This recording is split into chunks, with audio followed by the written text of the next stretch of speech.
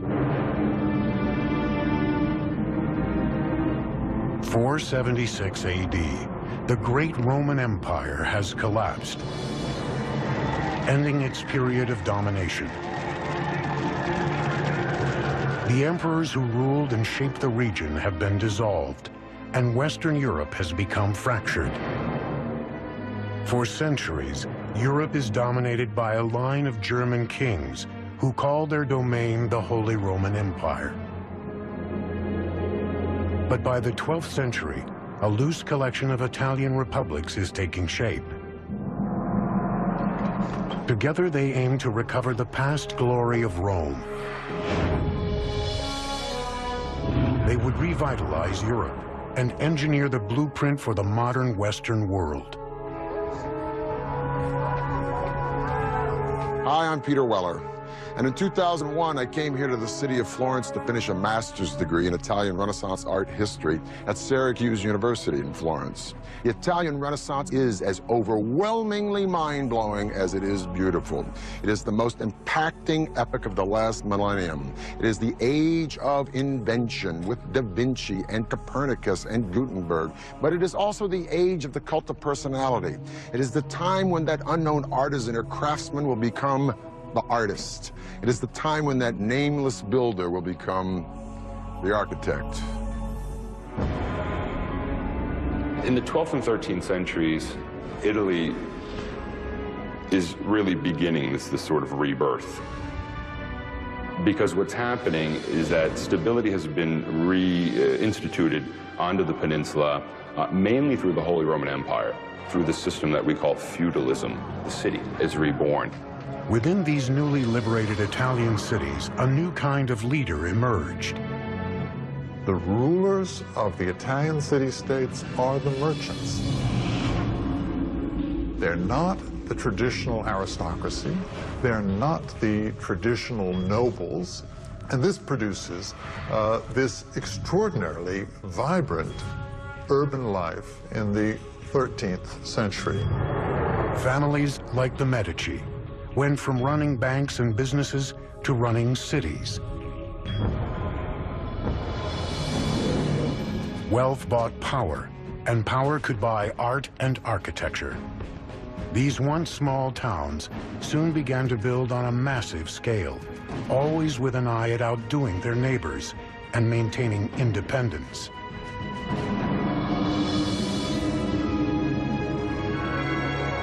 The foundation for the Renaissance is the city. Everything that happens in the Renaissance, from art, architecture, engineering, literature, all the things that go on depend upon the city. One ambitious city seeking power in this new age was a growing republic situated along an important trade route between France and Rome. Its name was Siena. I come here to the Piazza del Campo once a year to witness that medieval harangue on horseback around here called Palio. 3 times around this Campo, 90 seconds of speed and violence on bareback horses. When the horses run, they pass this magnificent 15th century sculpted fountain called the Fonte Gaia by Jacopo della Quercia. Now today, when we turn on a tap, we just take it for granted that H2O is going to come out. But the Sienese needed this fountain because when they were making all this loot, prosperity begets a city jam-packed with people. And more people demands, as we have seen with Persia, with Carthage, with Rome, with the Maya, more water. But providing sufficient water for this city would prove to be a massive challenge. Siena doesn't have a river very close, so they had to find this water somewhere else. They thought they could find another way to go and search for water. And that way was building some tunnels underground. By digging a network of underground tunnels called bottini, the workers could tap into small natural springs and groundwater that surrounded Siena. Slowly, the water would seep through the terrain into these narrow tunnels and holding tanks. But excavating these bottini was no easy task.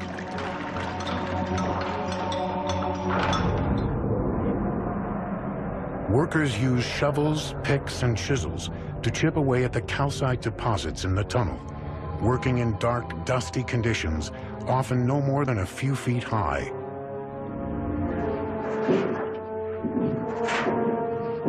A botino like this one would sometimes run for miles and miles, so the engineers had to know just where in the heck they were going. So every so often they dug a hole up to the surface, and these holes were called occhi, or eyes. It would give the engineer a sense of where the direction of the botino would be, and if they were wrong, they could redirect the botino. The water would navigate through the barrel-shaped tunnels, turning into different parts of the city where it was needed most, and coursing underneath the busy streets into the fountains around Siena, like the Fonte Gaia. Now, these channels had to be pitched at an angle ever so slight, imperceptible to the naked eye, less than 1 degree, because if the water flowed too steeply, it would overwhelm the system. So to keep this from happening, the engineers used an instrument called an archipendolo. It's nothing but a pendulum. It's a stick with a string and a weighted ball or stone at the end. No matter how much you pitch the stick, the string will always remain vertical, giving you a vertical line in a relationship to the tilt of the horizontal stick. In this way, the water would flow quietly and evenly into Siena and fill up the Fonte Gaia. By the year 1345, more than 10 miles of tunnels were functioning underneath bustling Siena. As a result, Siena continued to grow and prosper. More water brought more people to the boomtown. More people to the boomtown, more turf is needed. Pretty soon, Siena controls most of southern Tuscany. Now, this prosperity and this land encroachment, if you will, would seriously become the burr in the saddle to one of its neighbors.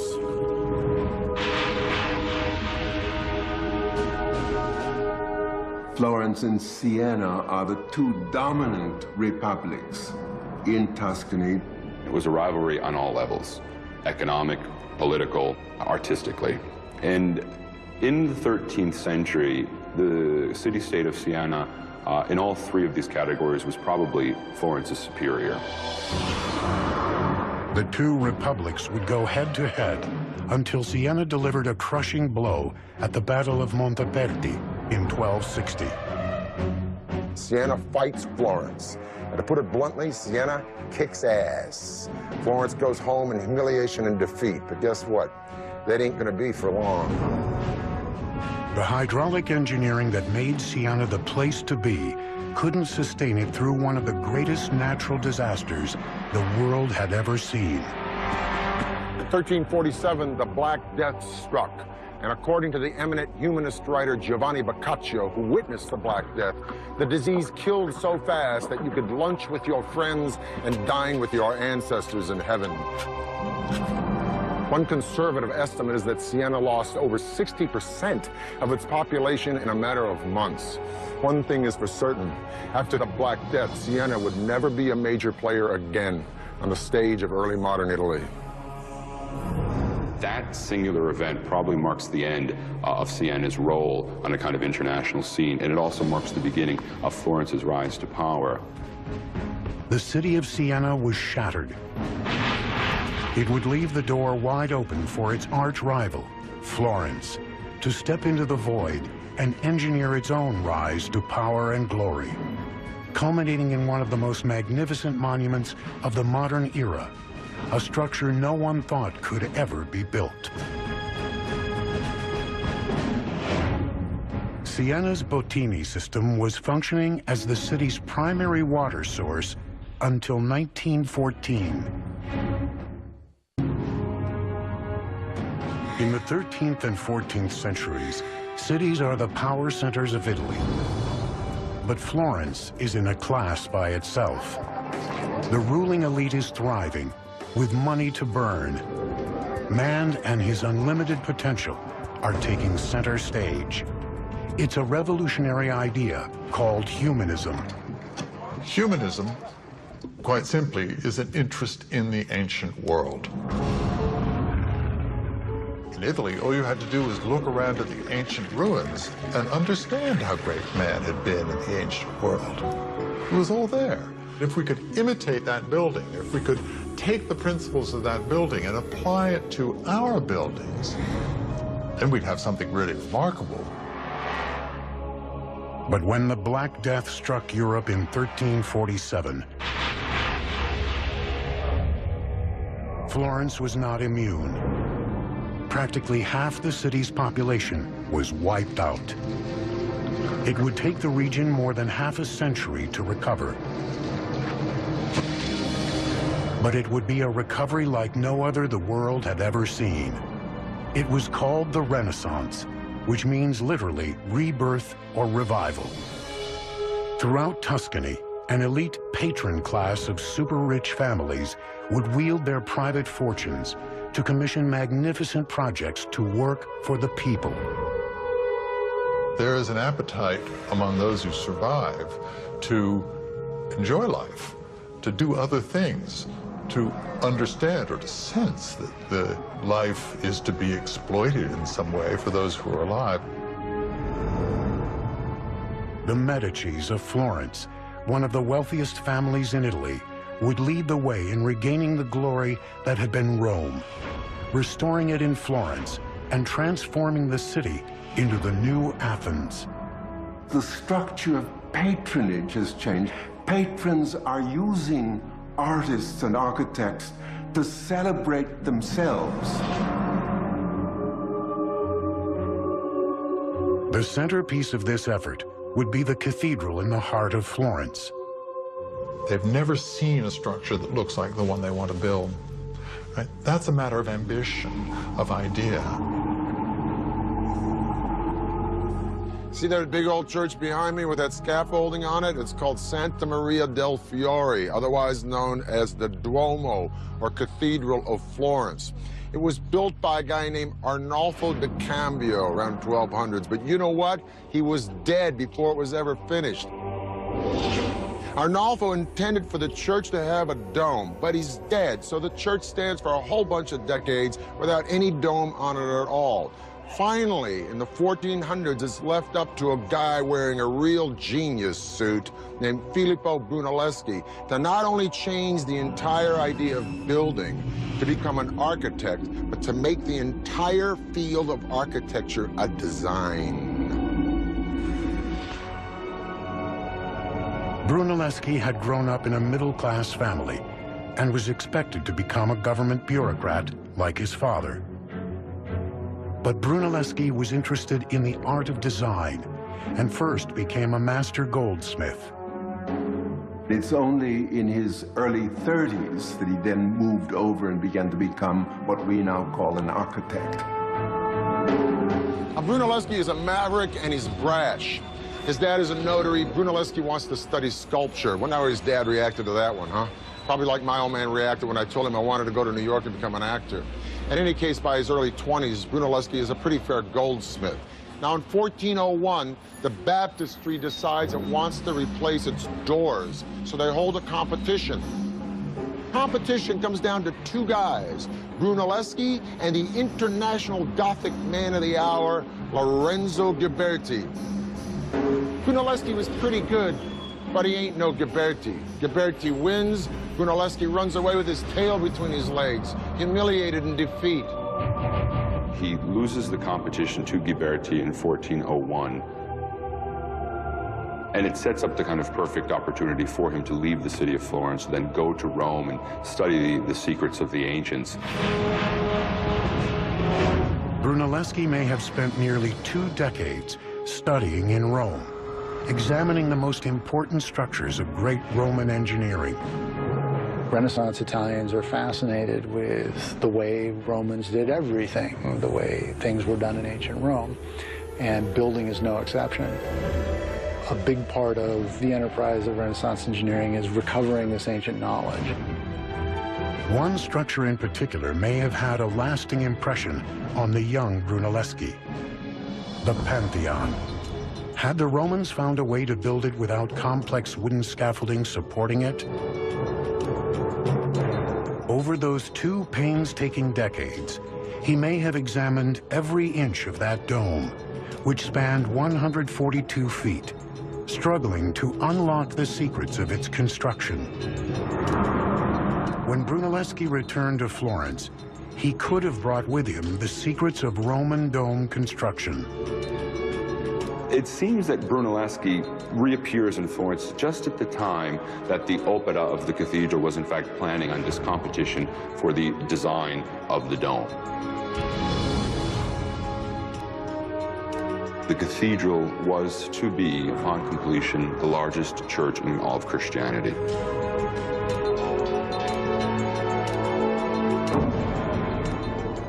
It would be one of the greatest construction challenges Italy had ever seen. They were building it large to sort of show the world exactly how important the city was on all levels. The problem is that they were setting themselves up for a big fall. Unlike the other architects, Brunelleschi boldly proposed a method that would earn him ridicule. He designed a dome without the traditional use of flying buttresses, wooden supports, and internal scaffolding. General public opinion was that Brunelleschi had gone very simply mad. They also began to realize that no one else seems to have any clearer picture of how to pull this thing off, and so they began gradually to sort of heed his words. Brunelleschi managed to win over the judges with his unique design, but much to his dismay, the commission would come with one infuriating stipulation. It seems that fate would rear its ugly head because he would have to share that role with his nemesis, Lorenzo Ghiberti. With many convinced his design would never work, Brunelleschi would not only have to design his great dome, he would have to engineer his rival's defeat as well. On August 7th, 1420, with Brunelleschi hovering over every detail, construction of the Great Dome finally began. What Brunelleschi decides to do is to construct not one dome, but two. Okay? A dome within a dome. When standing inside the cathedral, people would be able to take in the beautifully decorated internal dome.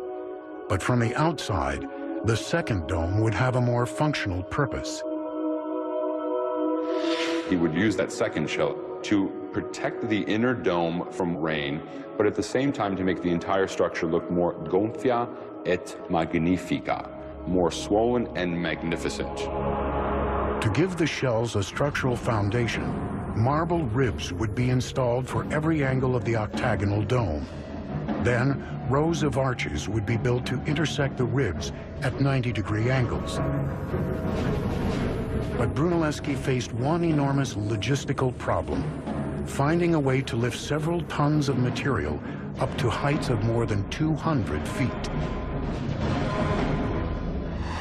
And so Brunelleschi devises something we call the ox hoist. Oxen yoked to a tiller turned a vertical shaft to raise or lower the hoist. The stroke of genius was a screw that changed gears from forward to reverse, and the direction from up or down. This meant the oxen didn't need to be taken out of the harness and spun around. They could keep walking in the same direction to both raise and lower the hoist, a saving of literally hours every day. By the end of the project, it would lift an estimated 70 million pounds. But the material that had been so carefully lifted still had to be moved laterally and then perfectly placed hundreds of feet in the air. To accomplish this seemingly impossible feat, Brunelleschi designed a second entirely new kind of hoist called a castello. The castello was a crane that they used to move weights horizontally. Perched high on the cupola and resembling a gallows, it used a crossbeam and counterweight system, allowing builders to place material with millimetrical precision. These are the machines that he was introducing, and these are the machines that made it possible for such a dome to have been built.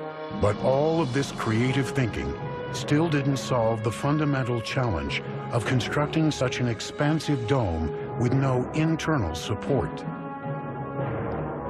Brunelleschi would still need to figure out how to prevent it from collapsing.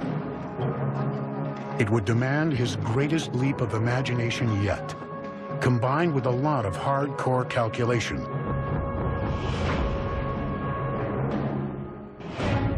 Brunelleschi was granted the first modern patent for his invention of a river transport vessel.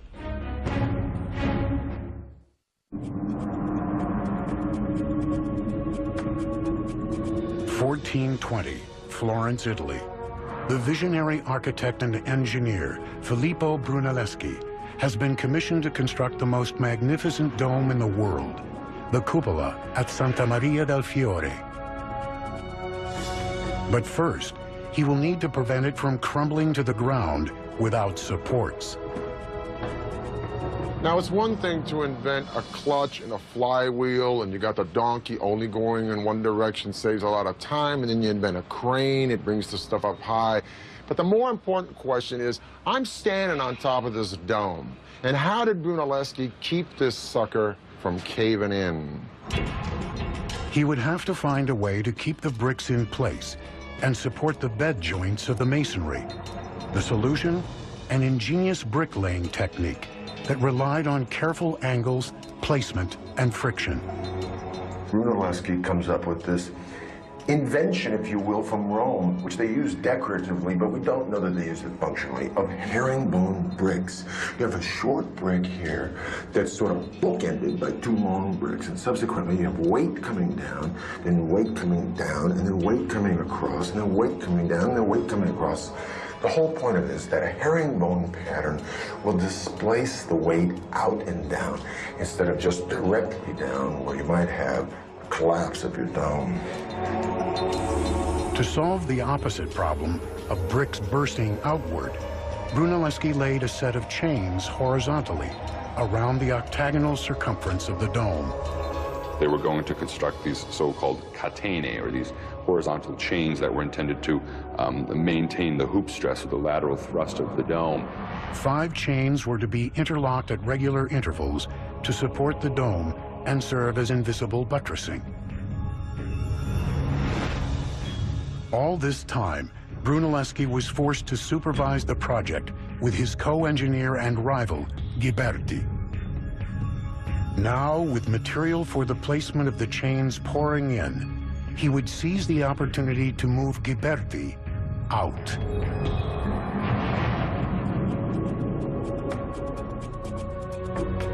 In August of 1423, Brunelleschi called in sick.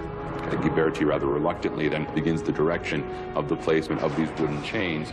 And as soon as Brunelleschi heard that the process had begun, he miraculously recovers, inspects the quality of Ghiberti's work, and criticizes it publicly, saying they would have to undo everything he had done.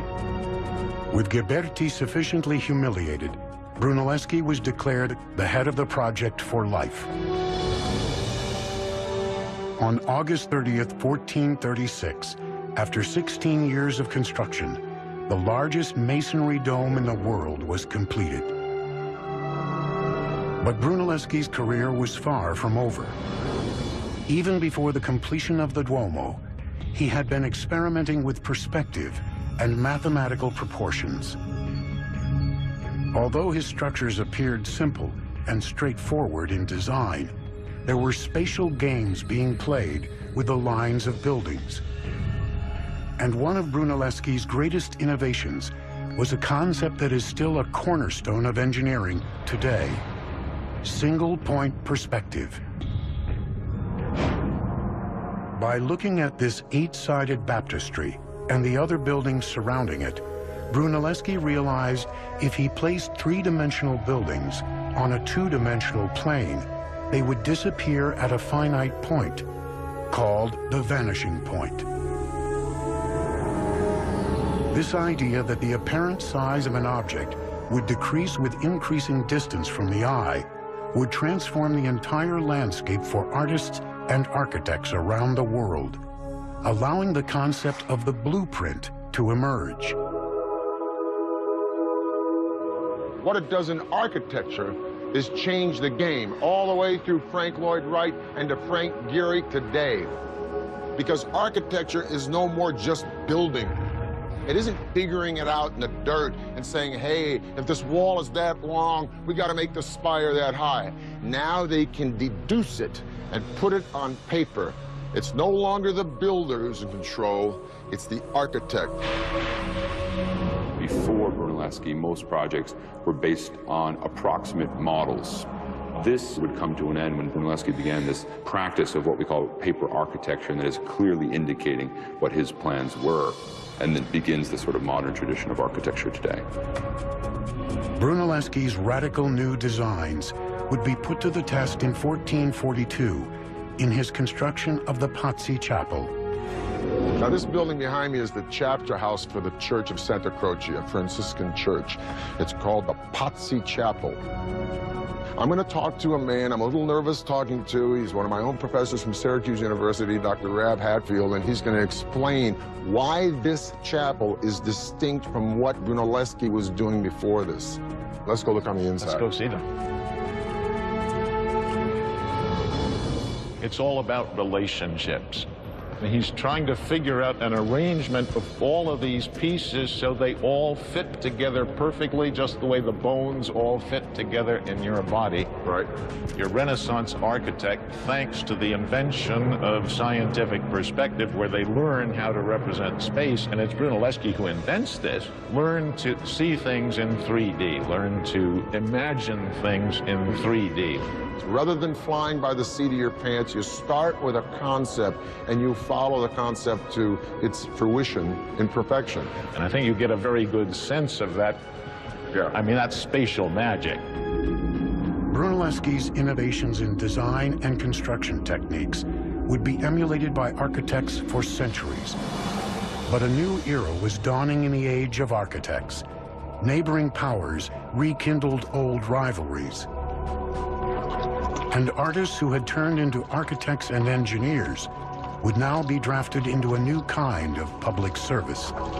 Now they'd turn their creative thinking to the art of war. Brunelleschi used more than 4 million bricks in the construction of the dome.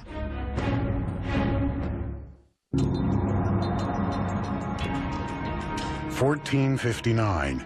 Filippo Brunelleschi has become the father of Renaissance architecture, making Florence a mecca for innovations in design and construction. Now his methods and ideas spread beyond his republic, as architects throughout the region would launch ambitious building campaigns.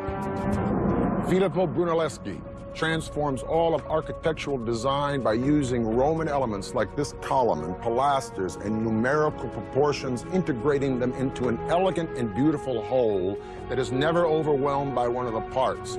But he doesn't write it down. It's up to a young guy, the next generation, Leon Battista Alberti. This guy did everything. He wrote about architecture, archaeology, political science, religion, even wrote about horseback riding. He's a pretty good designer and architect himself. Now, everyone starts to read about Alberti, including a very powerful guy at the moment, Aeneas Silvius Piccolomini. I love that name, Aeneas Silvius. So for all you guys out there like me having a little bit of a heart attack because your wife just said, honey, let's redecorate, get a load of this. Pius reads Alberti and says, you know, I'd like to do that little Roman thing for the place where I was born. What, the house? No, the whole town. Aeneas Silvius Piccolomini became Pope Pius II in 1458. By 1459, he had turned his attention to his hometown of Corsignano and commissioned a first attempt at constructing an ideal city.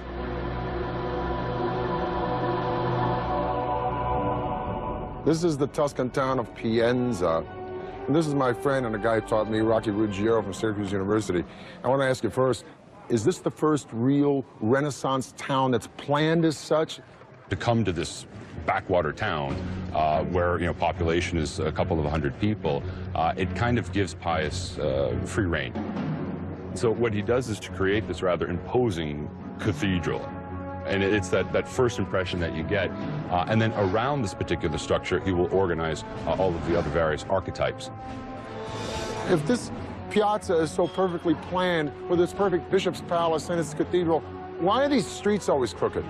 I come up here, I don't know where I'm going. This is actually done intentionally. One thing they didn't want to do was to let people know how small it was. And so they intentionally keep these streets from forming a direct axis so that you always have a corner that's sort of obstructing your view, and it makes it seem much larger than it actually is. By the time the transformation was complete in 1464, more than 40 buildings had been constructed or refurbished.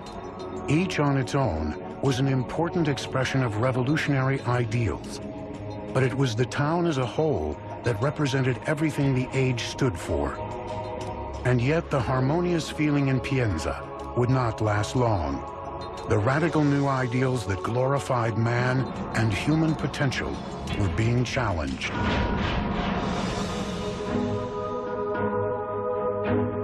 The year is 1492. Not only has Columbus discovered America, but Lorenzo the Magnificent de' Medici, the great patron of the arts in Florence, is dead. But a lot of Florence are sick of the Medicis and their cronyism, and they want the Medici kids run out of town. Plus, they've been listening to the sermons of a small Dominican friar named Girolamo Savonarola, who preaches from the pulpit of the Duomo, railing against corruption in both church and state.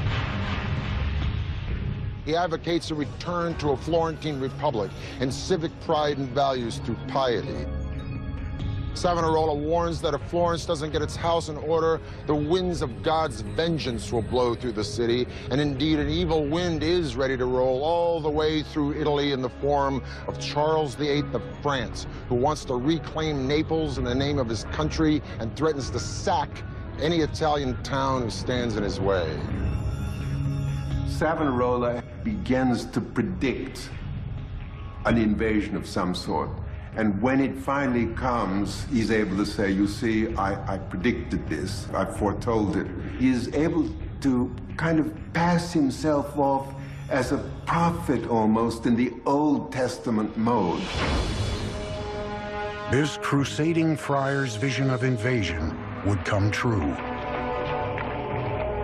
In 1494, Charles VIII, King of France, stood poised on the Tuscan border, ready to march through Italy with his army. Still made up of smaller republics that were feuding among themselves, Italy was ripe for takeover.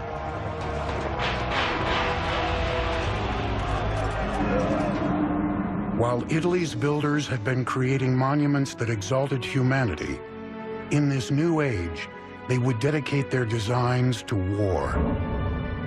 There is no such thing as a trained military engineer. And so it is that your greatest architects of the Renaissance, although sometimes they probably started out knowing nothing about it, were called upon to design the fortifications of major Italian cities. Innovations and new technologies would now serve the military. The weapon of choice for Charles VIII was a fearsome new cannon. Medieval walls would crumble under its awesome firepower. The cannon became much more reliable and also able to launch a projectile that was much larger, heavier, and to launch at a further distance. And so Charles VIII brings these cannon with him over the Alps, and it becomes immediately clear that he can knock down virtually any fortification that he chooses. And this is a terrible thing. I mean, this is a crisis, right? Because all of a sudden you can't hold them off. Tall, thin medieval walls were easily penetrated and destroyed by the force of new cannons, giving Italian cities little protection. The outdated walls couldn't even support the weight of new weaponry to use against invaders. The new cannon had strong percussive powers. You could not put a new cannon on the old medieval wall and fire it because it would shake its own wall down. Italian engineers would turn their attention to designing a lower, thicker wall that would support the weaponry and resist the incoming cannonballs. This new wall will resist, in fact, these larger guns because it can absorb the impact of the larger projectile. Engineers would also redesign the layout of these thicker walls that surrounded the city. Military engineers develop an angled wall. The angled bastions, or star-shaped forts, kept attackers at a greater distance, with angled sides easily scattering individual shots of artillery. the cities become star-shaped, and you have the development of these large star plans with angled bastions that project from the city walls with their flanking coverage on either side. The angles create a series of faces. And the faces are very important because the different corners of the city can, as it were, protect one another. The Bastion Fort became the new model for defensive fortifications, seizing the imagination of military commanders all across Europe. But soon, the attention would shift from Florence and the rest of Tuscany to an old powerhouse that would redeem itself through monuments of glory and amazing feats of architecture and engineering.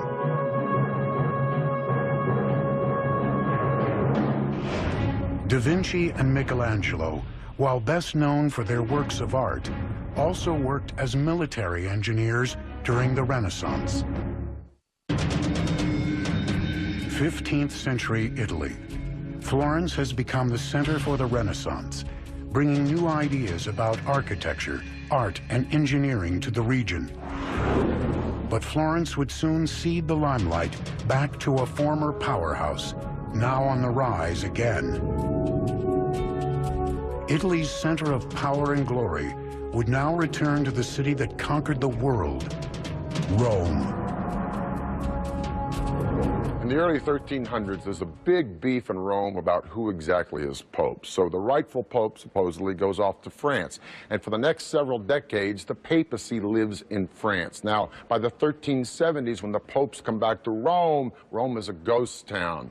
And for the next 100 years or so, all the way through the Renaissance, each pope is successively trying to rebuild Rome. Now, in the 1490s, when the Medici are booted out of Florence, Florence becomes a republic, yeah, but they're broke. And so all these famous cats like Da Vinci, Raphael, and Michelangelo, they split Florence because Florence is no longer happening. If you're a player, the place you want to be is Rome.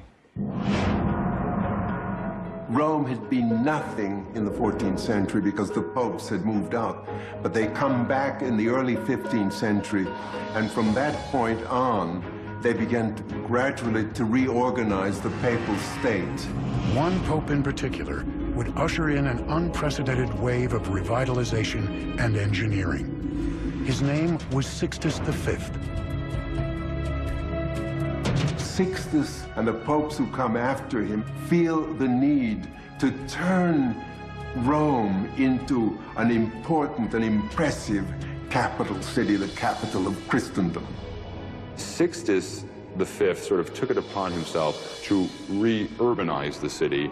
If Rome was going to be the home of the Catholic Church again, the city needed an extreme makeover.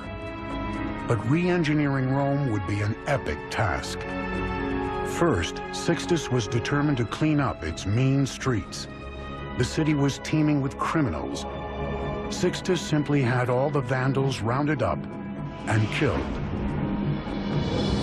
The next step was restoring the aqueducts, one of the greatest symbols of Roman engineering. When the water returned, the population boomed, and the city flourished. Roads were paved, streets widened, and the city exploded with new construction. But Sixtus wasn't done. He had a master plan for the city, a framework for organizing future development through the placement of monuments of glory. One of his particular practices was, in fact, to use the ancient Egyptian obelisks that had been brought to the city by the ancient Romans. These were military trophies that the Romans had brought back in ancient times and had erected throughout the city. We know today that there are more Egyptian obelisks in Rome than in Egypt itself. And how Sixtus used these obelisks was to, in fact, place them as urban exclamation points. Sixtus wanted to move one of those obelisks to the front of a new cathedral named St. Peter's Basilica. But he had a problem. It weighed more than 300 tons. Moving the obelisk was no easy task. Sixtus would award the challenge to architect and engineer Domenico Fontana. Fontana's plan seemed simple enough, but the execution proved nearly impossible. To protect the stone, he encased the 660,000-pound obelisk in a colossal wooden tower. Iron bars were attached along the edge. The wooden tower had columns extending nearly 100 feet in the air, with ropes pulled through the eyes of the iron bars so the obelisk could be winched up by windlasses. The plan was to use a crew of more than 900 men to execute the move. Using 40 windlasses, the obelisk was raised off the ground and lowered onto a platform of log rollers for the relocation to its new site. On April 30th, 1586, under the watchful eye of Pope Sixtus, the crew began the incredible engineering feat of moving the obelisk. When the men were hoisting it up, they were under command to remain silent throughout the whole process, under pain of death, if one of them, in fact, broke the silence. Finally, 17 days after they began moving, the obelisk reached its new location, in front of St. Peter's Basilica, where it stands today. Word of Rome's extraordinary revitalization spread throughout Europe. The capital of the ancient world had finally returned to center stage. And the age of architects that had begun in Florence had now transformed Rome and the rest of Europe. Artists of all sorts could create such beauty, such wondrous works of art on the scale of St. Peter's Basilica, like the obelisks that were erected throughout the city of Rome, like the dome of the cathedral in the city of Florence. It gave the human significance again, and it gave us a bit of an attitude as well, that we are again the center of all things. And many people think it is with the Renaissance that modern culture actually begins.